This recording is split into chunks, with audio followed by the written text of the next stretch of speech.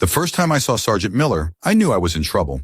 I was just a kid from a small town with too many miles between me and the kind of tough they were looking for.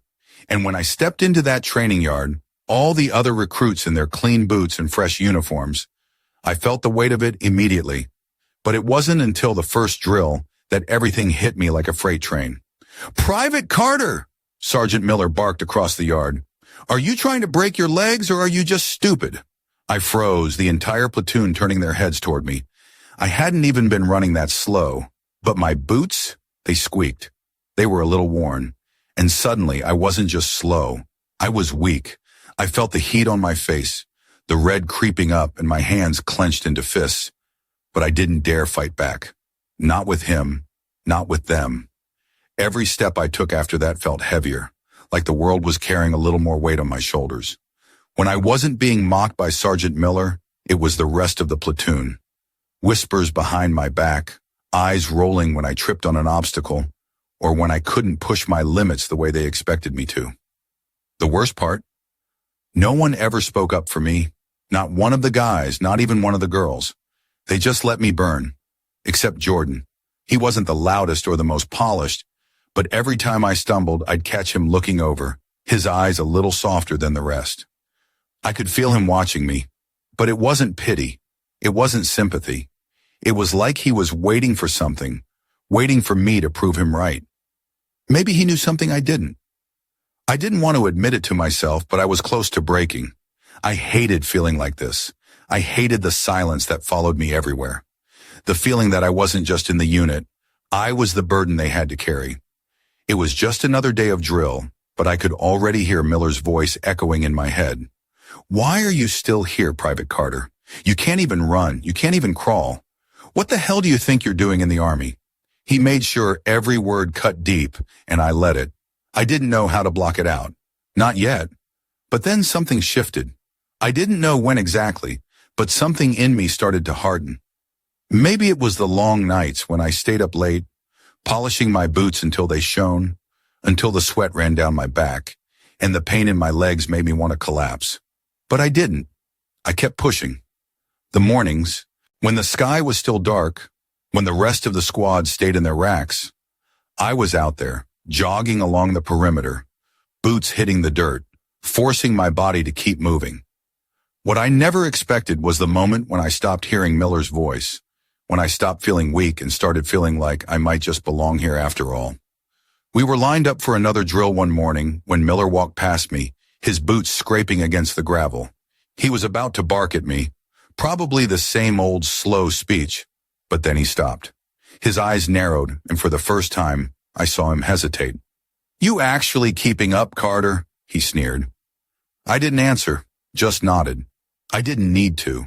The thing was, I didn't have to be the fastest, the strongest, or the smartest, but I could outlast them. I wasn't going anywhere, and that, for some reason, seemed to shake him.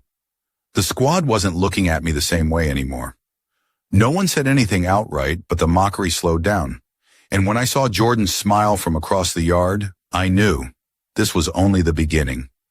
If this story resonates with you, don't forget to hit the like button and subscribe to the channel so you won't miss the next chapters of this journey. It wasn't the drills that got to me. It was the quiet moments between, the ones when you felt everyone's eyes on you, waiting for you to break. I didn't break. I couldn't. But damn if it didn't feel like the world was trying to make me. The rain that day felt colder than usual, biting through the thin layer of my fatigues. Sergeant Miller had us out there, making us run laps through the muck, pushing our limits like it was some sort of sick game. And I could hear him in the back, barking orders, calling me out, making sure everyone knew who the weak link was. "Private Carter, are you trying to drown yourself in that puddle, or is that your way of quitting?" Miller's voice cracked through the air like thunder. The rest of the squad snickered. I couldn't even look up. I forced my feet to keep moving, sloshing through the mud, my boots dragging. The others were faster, stronger, but I didn't need to be either. I just needed to keep going. But that's when I heard it. "You can quit any time, Carter.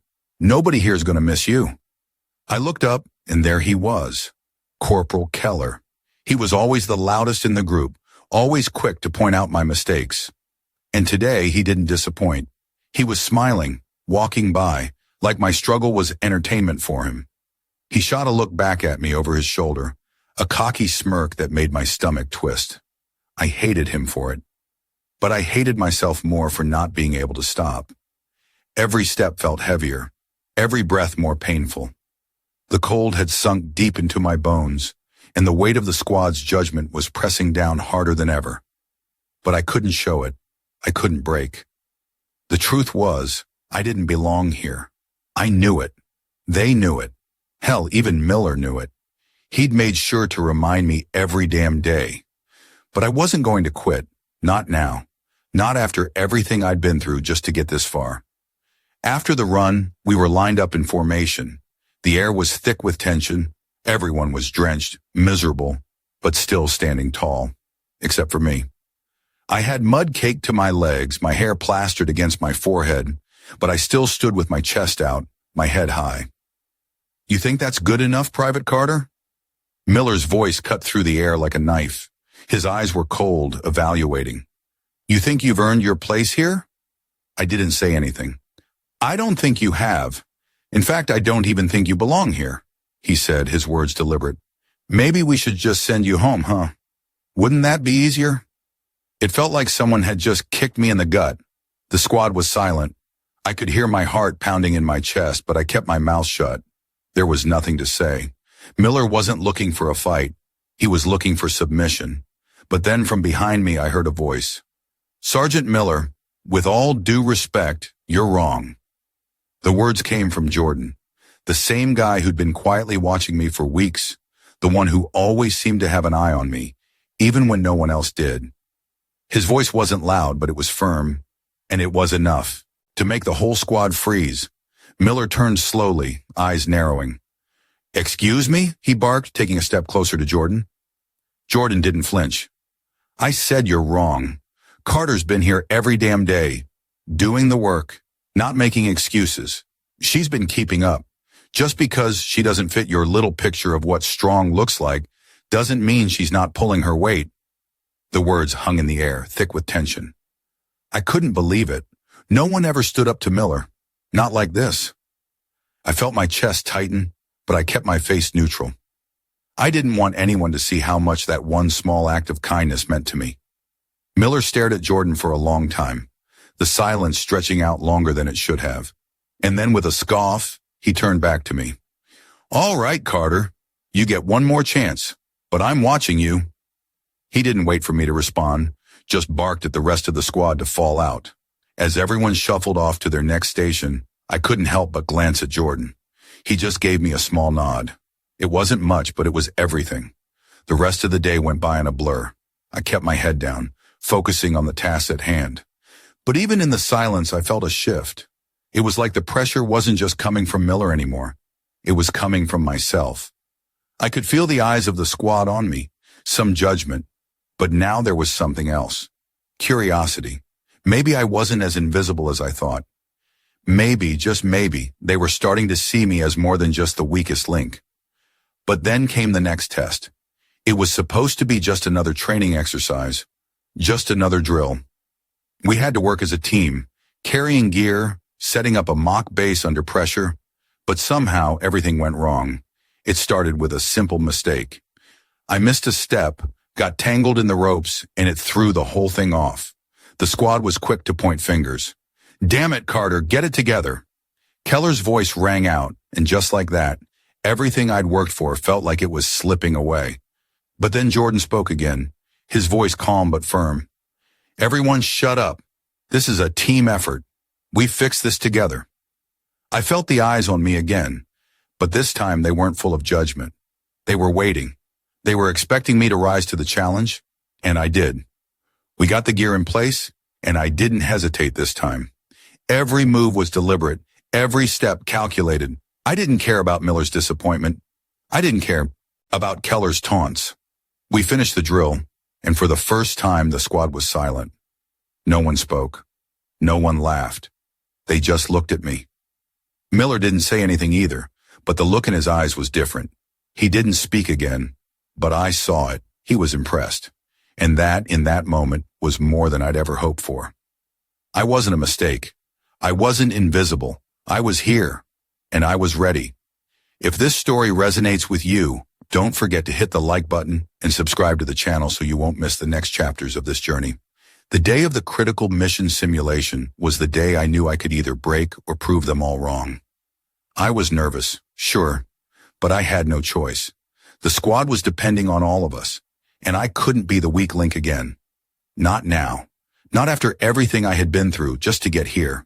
The exercise was intense. Like all the others, ropes, equipment, mock combat scenarios, the usual drill. But this time it was different. The stakes felt higher.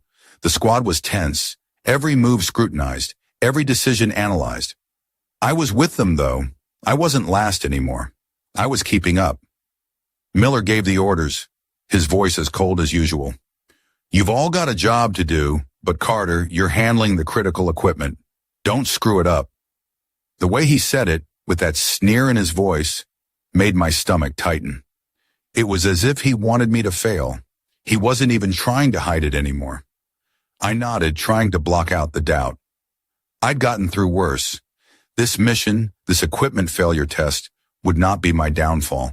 But when it came time to hook everything up, something went wrong. It wasn't my fault.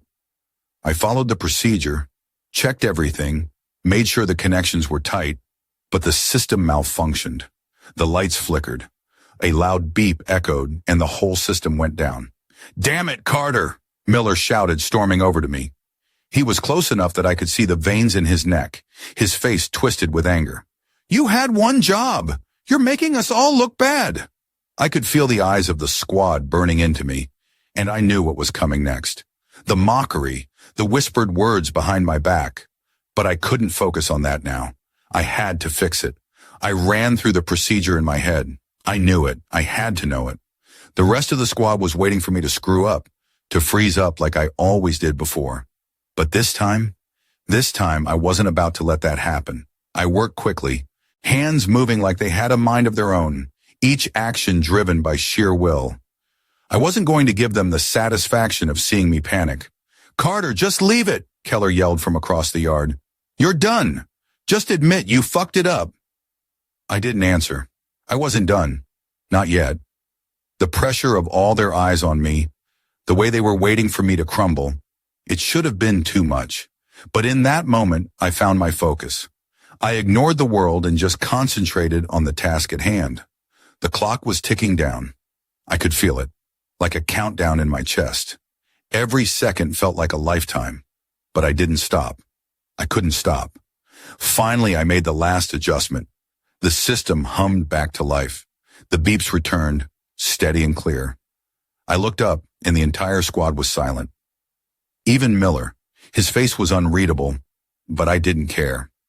I just stood there for a second, breathing, letting the weight of it all sink in. It wasn't over yet, but I'd just proven something to myself, and to them.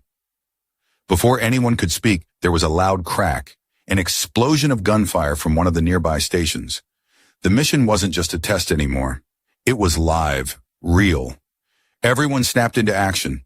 No more mock drills, no more scripted orders. The real deal. I grabbed my rifle instinctively, my body moving before my mind could catch up. The squad broke formation, rushing to their positions. Miller barked more orders, trying to control the chaos. But in that moment, I knew my focus had shifted. No longer was I trying to prove something to anyone. I wasn't worried about the squad's judgment or Miller's criticism. I was here to do my job, and I was going to do it right. We made it to the simulated battlefield. The sounds of gunfire were everywhere. My heart was pounding in my ears, but I kept my head. I kept my composure. And when one of the squad members, Private Jackson, went down, I didn't hesitate. I was the first one there. He was unconscious, but I could see the blood. He needed help, fast. I carried him back to the safe zone, all the while hearing the sounds of chaos around us. Miller was still shouting, barking orders to the squad, but it was no longer just noise to me. It was background. I focused on Jackson, on getting him to safety, making sure he was okay. I didn't care that I was the last one picked, or the one everyone doubted. I wasn't that girl anymore. I wasn't invisible. I wasn't weak. When we got Jackson to safety, I didn't wait for thanks. I didn't need it. But I saw the way the squad looked at me, the respect, the acknowledgement, and it was the first time I'd felt like I actually earned it. That's when I heard it. "Carter, what the hell do you think you're doing? Get back in formation." Miller's voice rang out from behind me. But this time, something was different. He wasn't the same sergeant who had mocked me every day. His voice cracked with frustration, but it wasn't aimed at me. It was aimed at himself. I turned around, meeting his gaze. This time I didn't look down. I didn't shrink away. "I'm doing my job, sir," I said, my voice steady. "I'm doing what needs to be done." There was a pause.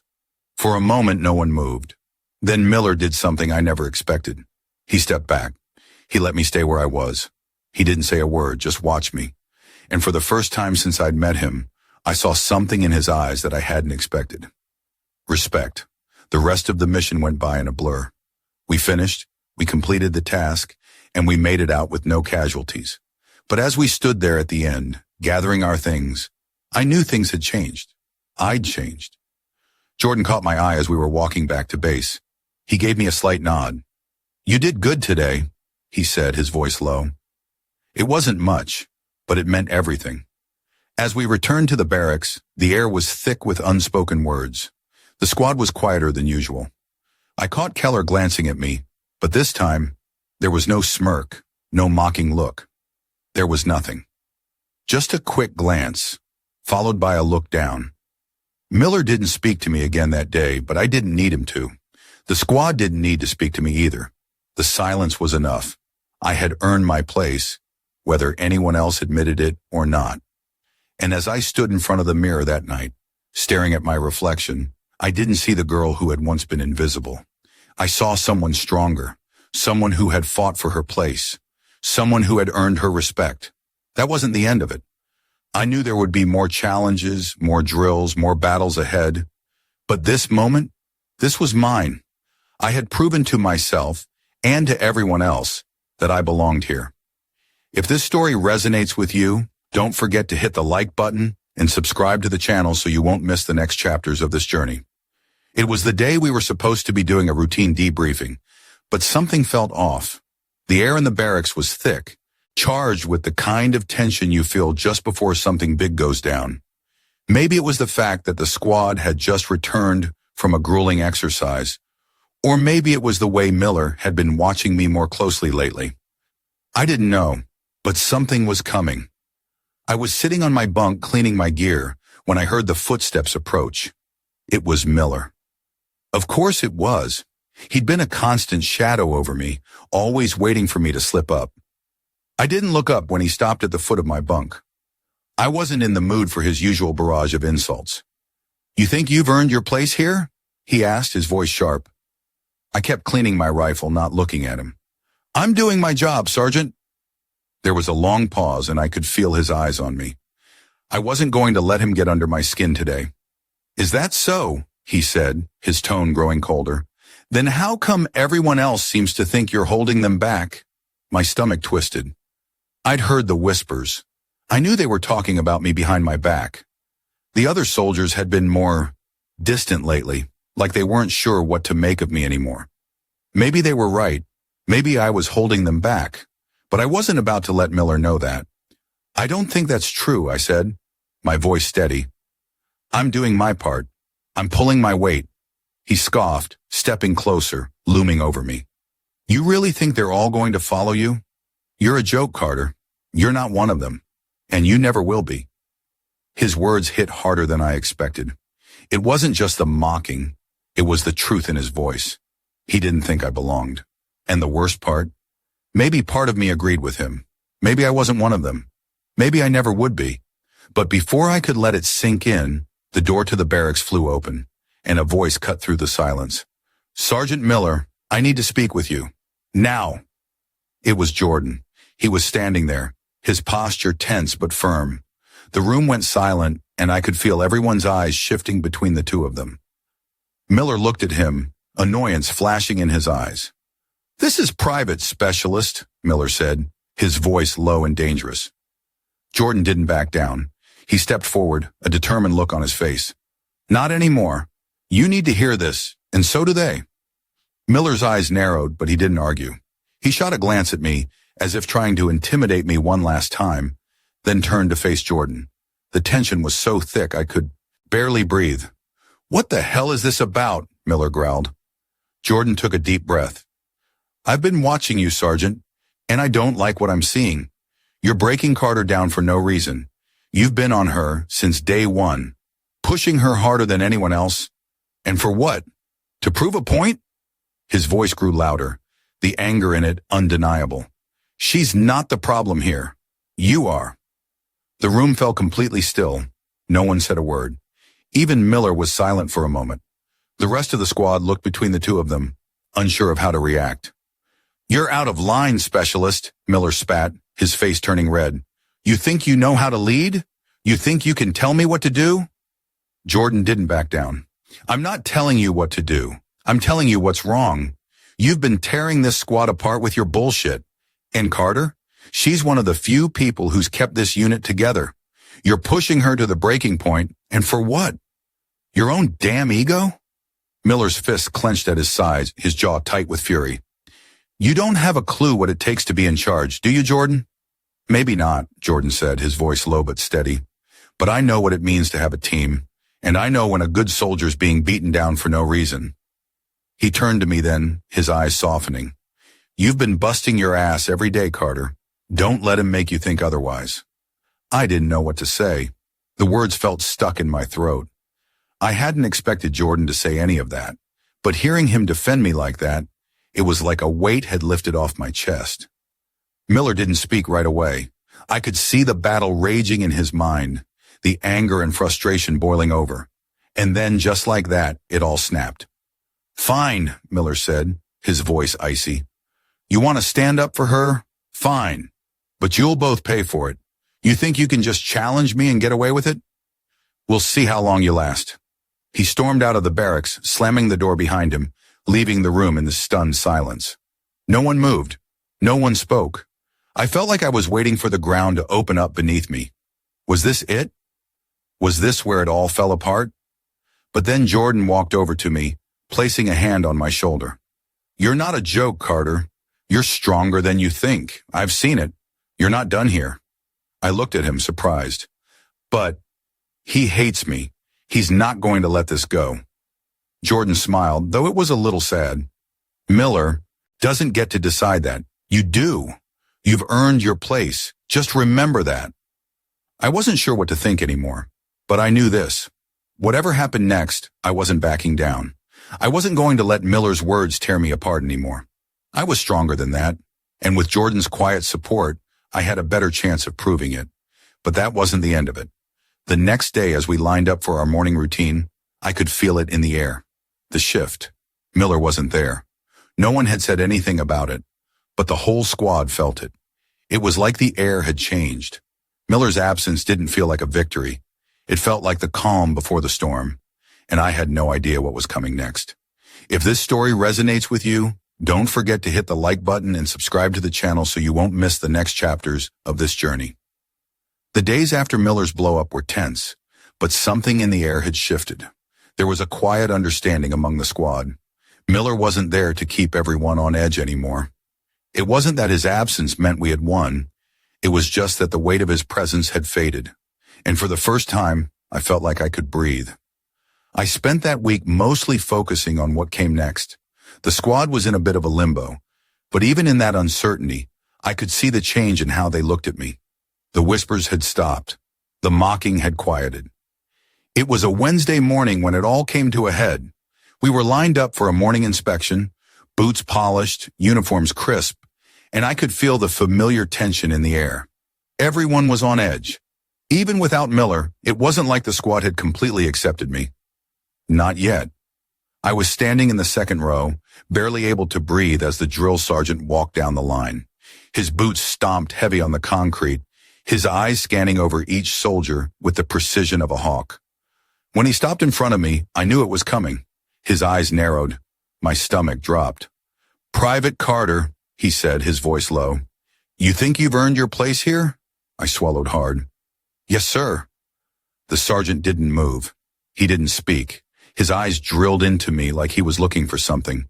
Looking for a crack, something to prove I didn't belong. A beat passed, and then I heard it. The sound of boots approaching from behind me. It was Miller. I turned to see him standing at the end of the line, staring straight ahead. His face was set, expression unreadable. The squad had stopped fidgeting. Even the sergeant paused, and as if waiting for some kind of confirmation from Miller. There was a heavy silence as Miller stepped forward. "Sergeant, I'll take it from here," Miller said, his voice calm but with an edge. The sergeant hesitated for a moment, clearly surprised, but he nodded, stepping back. It was as if the entire squad had collectively held their breath. Miller had that effect on people. I could feel the sweat on my palms, my heart thumping louder than I wanted it to. He stood there for a moment, looking me up and down, before he spoke. "You've been through hell, Carter," he said, his voice almost soft, though still firm. "I've made you work harder than anyone else, and maybe, just maybe, you've earned the right to be here." The words hit me like a punch to the gut. For so long I'd been fighting for respect, for validation, from people who never gave it to me. And now, standing there in front of Miller, hearing those words, it felt like everything had changed. Miller wasn't just telling me I belonged. He was acknowledging it. He was giving me something I'd never thought I'd hear from him. "But I'm not done with you yet," he added, his voice dropping. "You still have a lot to prove." I swallowed, keeping my chin up, trying to maintain some semblance of dignity. "I'm ready, sir." "Good," Miller said, his eyes locking with mine. "Because if you want to stay here, if you want to keep earning your place, you need to prove it every damn day. You don't get to take it easy." "I understand, sir," I replied, my voice steady despite the rush of emotions flooding my chest. He nodded once, then turned and walked away, his boots echoing as he moved down the line. The squad was still standing at attention, but I could feel their eyes on me, some unsure, others impressed. I'd survived another round of Miller's tests, and I knew that this wasn't the end. Later that evening, after the day's drills, Jordan found me sitting alone in the chow hall, picking at my food. He slid into the seat across from me without saying a word, just giving me a quiet smile. "You did it," he said simply. I looked up at him, still processing the weight of the moment. "I didn't expect that," I said quietly. "I didn't think he'd ever see me that way." Jordan nodded. "I told you, you've been stronger than you knew. You just needed to believe it." I didn't respond. What could I say? In that moment, I felt more than just relief. I felt like I had finally earned something real. Respect. And I wasn't about to let it slip away. The rest of the night passed in a blur. The squad didn't talk much, but there was something different in the way they looked at me. The fear of failure, the fear of not belonging, that had been so constant, had faded. There was a quiet strength in the air now. We were a unit, and I was part of it. As I lay in bed later that night, staring at the ceiling, I realized that Miller's acknowledgement wasn't the end of the journey. It was just a new beginning. I wasn't done proving myself, not by a long shot, but for the first time, I felt like I had a chance, a real chance, and that felt like victory in itself. If this story resonates with you, don't forget to hit the like button and subscribe to the channel so you won't miss the next chapters of this journey. The sun was setting over the base, casting a golden glow over the flagpole where the American flag rippled in the breeze. There, standing tall, was Carter. Her eyes were steady, her face resolute. The squad had gathered behind her, the silence profound, their gazes full of respect. One by one, the soldiers raised their hands in silent salute. The sound of the flag snapping in the wind was the only noise that broke the stillness. In that moment, Carter knew she had earned something much more than a rank or a title. She had earned honor, respect, and the trust of her comrades. The lesson was clear, as it often is in life's hardest moments. It's not how you start the journey, but how you stand in the end. The struggles, the pain, the doubts, they are all part of the road. What doesn't kill you makes you stronger, and every battle, no matter how small, builds the strength to fight the next one. The journey Carter took wasn't just about proving herself to her squad or even to Sergeant Miller. It was about proving to herself that no matter what others said, no matter how the world tried to break her, she had the power to rise above prejudice, mockery, and injustice. Those were things she had no control over. But how she responded, that was where her true strength lay. She faced them with dignity, with resilience, and with a heart committed to her brothers and sisters in arms. That, in the end, is what makes a soldier. Not the uniform, not the rank, but the spirit within. If this story resonates with you, I encourage you to share your thoughts or experiences in the comments below. Like this video if it's spoken to you, and don't forget to subscribe for more powerful, thought-provoking stories that remind us all of the strength, honor, and brotherhood that bind us together. Keep fighting the good fight, and remember, our journeys are shared. Peace and strength to you all.